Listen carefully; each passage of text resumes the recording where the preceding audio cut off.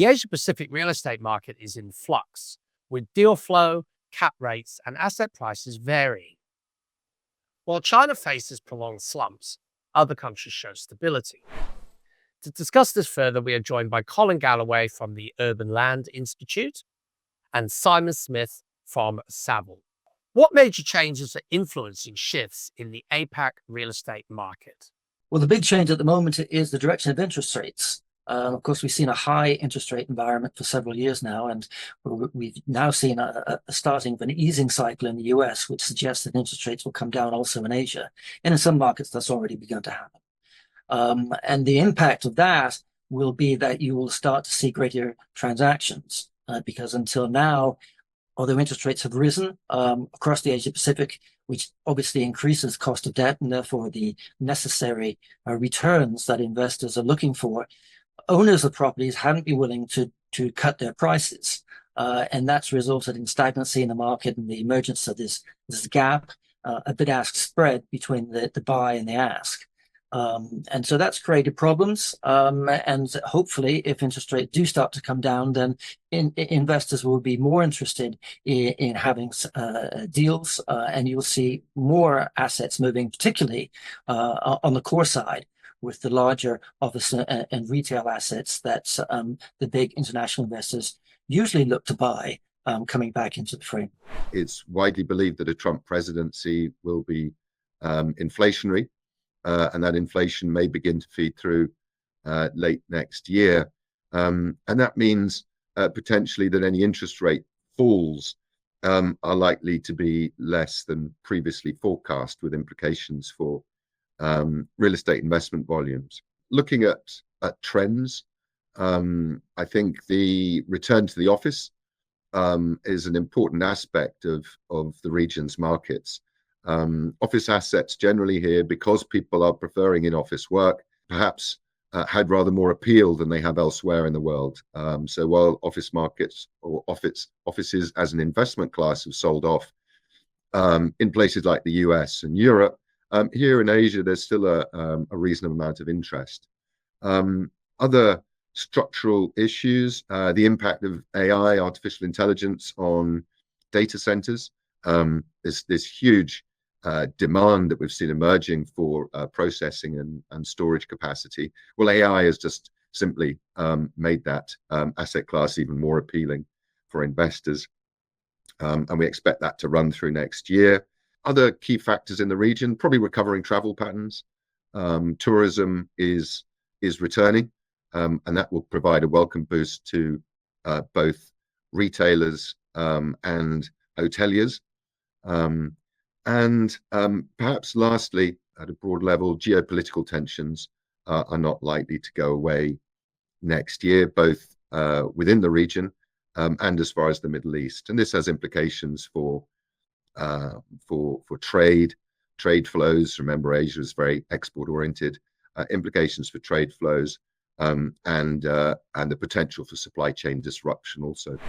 How are market conditions in China, Japan, and Australia reshaping investment strategies across APAC?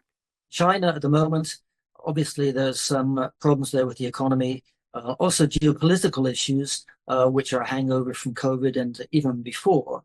And as a result of that, at the moment, global investors are not willing to invest in real estate in China. And that creates a big problem because as far as capital flows are concerned, that money needs to go somewhere. And if it's not going to China, because China was a big recipient in the past, it needs to find another outlet. So the problems that we're seeing in China right now are basically benefiting other markets, in particular Japan, which is the other large market in Asia. And you're seeing greater funds moving into Japanese assets as a result. The other, I think, issue that you're seeing in Asia-Pac in terms of Japanese local economic conditions is that you have very low interest rates in Japan at the moment. And as a result, your returns or your yields, if you're investing in bonds, are also very low, much too low by global standards, given that interest rates have driven elsewhere in the world. And so the result of that is that you're seeing an outflow of capital from Japan into other markets. Now, in the past, these would generally have gone to the US or possibly to Europe. but the cost of hedging your currency exposure now going into the US from Japan is really very high. So you're seeing instead a lot of that capital remaining in Asia-Pac, and in particular, it's heading into Australia. I think with China, really the prospect of tougher relations with the US and the EU, as well as a growing awareness of concentration risk, means that both businesses and investors are now looking beyond China to other jurisdictions and other opportunities. Somebody in the investment community has even coined the phrase ABC, anything but China. Probably a little bit oversold, but nonetheless reflective of changing attitudes to what has traditionally been one of the region's most appealing real estate investment markets. Turning now to Japan. Japan is still very popular among investors.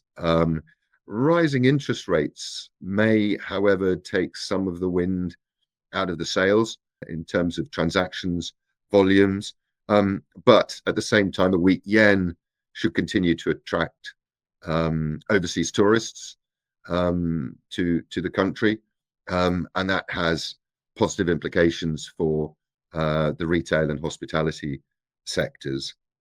We also see quite strong prospects for mixed use projects, particularly prime mixed use, and also multifamily housing, which has long been attractive for the high rental returns and high levels of occupancy, and its ability also to hedge inflation.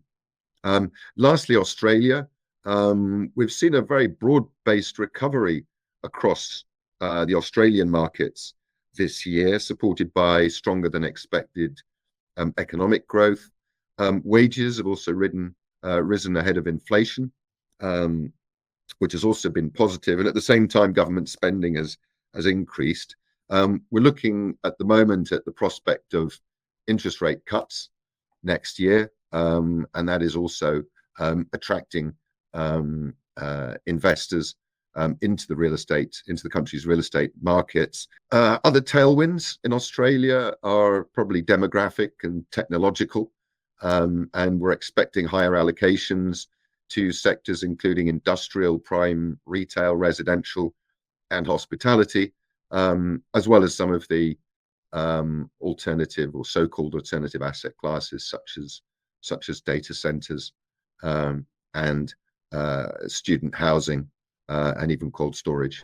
With property prices changing, how do you expect the APAC real estate market to adjust? Well, what's going to happen if you do see interest rates come off is that transactions will pick up. As I said before, there was a bid-ask spread. Markets have been stagnant. So you're going to see more transactions, in particular of the bigger core assets. And that will, I think, help to revive the markets going forward. The perhaps interesting question is what will happen if interest rates don't go down? At the moment, people are expecting that, but we have a new administration coming in to the US soon with Donald Trump. And in his past form, Donald Trump was very willing to run a deficit, which is an inflationary policy, and that results in usually higher interest rates being imposed. So if as a result of that, his policies cause interest rates to stay high, then you will see the opposite effect. What will happen is that the banks, I think, will probably be getting on the backs of asset owners, asking them to either inject more equity into their properties or will be foreclosing, in which case you're going to see more property kickouts onto the market on a distressed basis. Well, the third quarter of 2024 began to see a pickup in activity levels in the region, and also a return of institutional investors, which I think bodes quite well for next year. Very broadly, and it's always difficult to summarize, of course, across the entire region, but where pricing has adjusted, we think that we can see that offices, industrial, and retail have all made a comeback towards the end of this year, and that will hopefully be sustained into next year. At the same time, we're going to see the niche sectors being highly sought after. And by niche here, I would suggest data centers, which I mentioned previously, but also things like life sciences and the living sectors. Thank you once again for joining us today, Colin and Simon. Thank you. Again, our guests were Colin Galloway, Principal Author and Consultant at the Urban Land Institute, and Simon Smith, Regional Head for Research and Consultancy at Savills Asia Pacific. For more news, please visit realestateasia.com.